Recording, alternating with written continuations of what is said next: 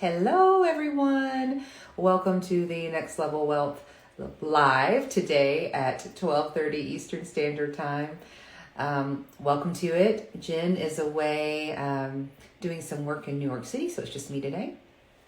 And I am so excited to be talking to you guys because we are going to talk about one of my very favorite subjects. Yes, it pertains to goals, but my favorite thing to talk about, top 3 favorite things to talk about, boundaries.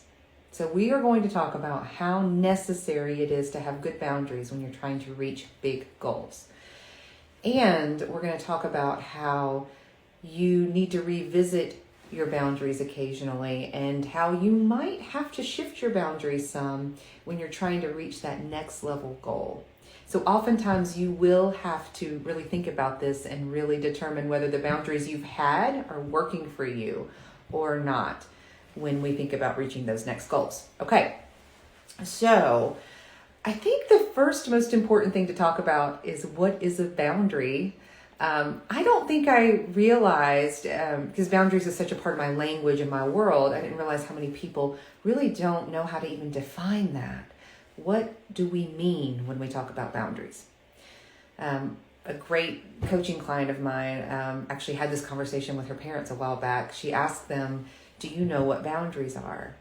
How would you define them? And they had no idea. So let's start there. What do we mean by boundaries? So in my world, boundaries are clear lines and spaces, right? So we want to know, what are the lines? What are the spaces? What are the limits? Have that defined. Brene Brown says boundaries are the space. Well, no, actually, she says that I define it as the space in between, but she says that boundaries are simply what is okay and what is not okay. So that's a pretty simple definition. And then I talk about it in terms of relationally. What is the space between? Can I feel into the space between me and you? Or is that all blurry? Is that all messy? So a few different ways to look at boundaries and define them, right? So that is really important to establish before we go on. The next thing I want to talk to you about is the 4 pillars of boundaries that I came up with a while back. So these are 4 areas that you can, if you're struggling with boundaries, you want to look at these 4 areas and see where you might be struggling and where you might need to do some work. The very first one is self-worth. The first pillar of boundaries is self-worth. Do you believe you're worth it? Do you respect yourself?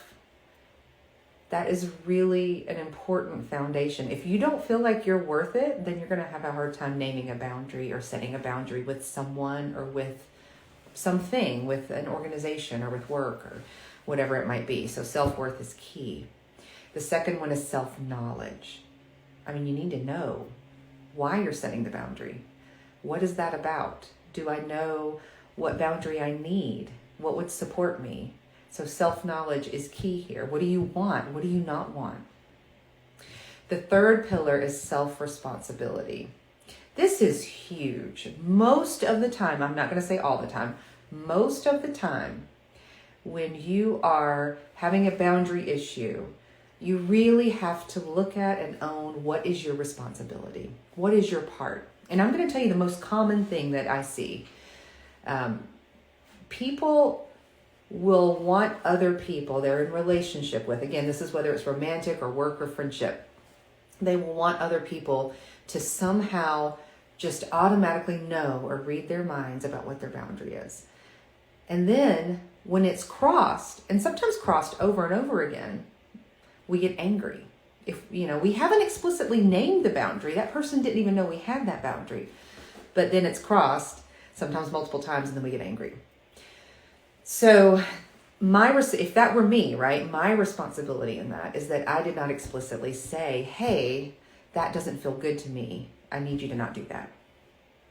So the communication part, which is next, that's the 4th pillar, is communication.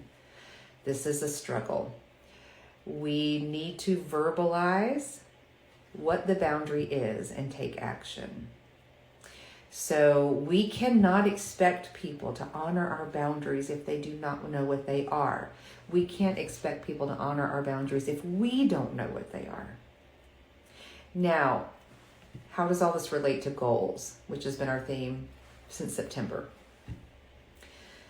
Boundaries are essential, absolutely essential to setting goals and achieving them, especially if you are raising that goal. If you are going for a higher goal than you've ever gone for before, more than likely, the boundaries that you have had, they may need to shift some. They may not work anymore.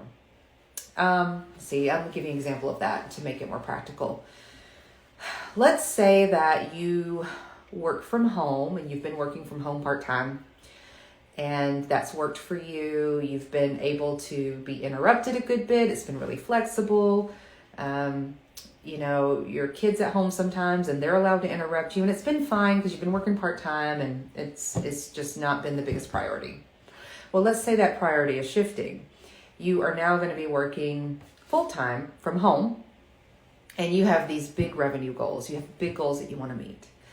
So the more flexible boundary that you had before, it now needs to shift. There needs to be a conversation with the kids. Maybe there's a sign on the door that says when you're available to be interrupted or you're not available to be interrupted, right? So that's an example of that, right? A shifting boundary. Boundaries are made to be fluid. And when you're going to look at a goal for yourself for the year, I want you to think about what boundaries may need to shift in your life, what may need to change for you to meet that goal. So think about that. And another thing that I like to do is I like mantras. I like simple things that I can say to myself over and over again that help support me in whatever it is I'm trying to do. So I'm going to refer back to the great Brené Brown again. So her mantra around boundaries is she's going to choose discomfort over resentment. Okay. I choose discomfort over resentment. Because here's the thing, the last thing I'm going to leave you with. A lot of people come to me and say, I need support setting boundaries. I don't know how to set boundaries. I don't do that well. Teach me how to set boundaries. And I say, sure, we can talk about how you set boundaries. Absolutely. We can get very practical. We can come up with a plan. That is fine. I can support you. I can help you. I can coach you on setting boundaries. But what you are more than likely saying to me is, I am uncomfortable with the feelings that come up for me when I set boundaries. Okay. Most of us know the logistics for setting boundaries, right?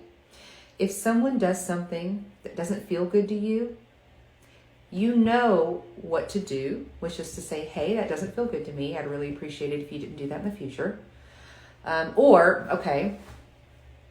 Let's say that you started out your job overperforming and overfunctioning, and your company's used to getting 50 or 60 hours a week from you.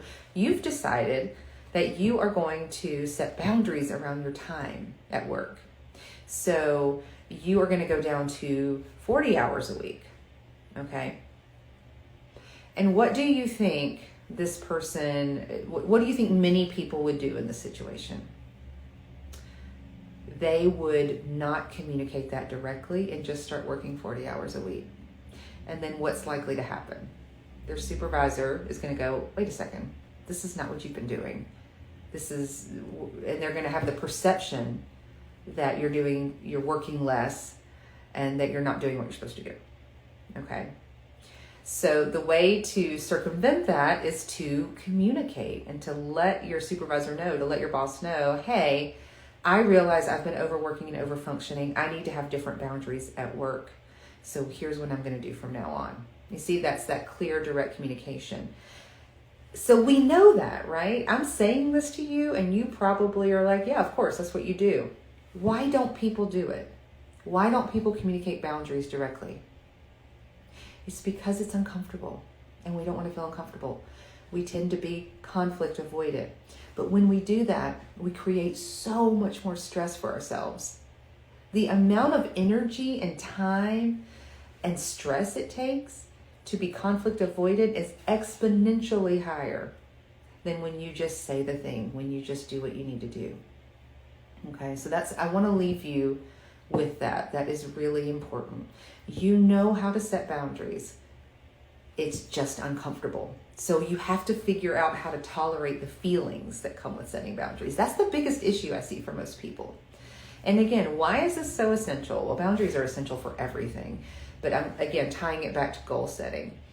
If you are going for something you've never had before, that you've never gotten to before, if you're setting a goal you've never reached, then you're probably going to need to look at your boundaries and think about how those need to shift.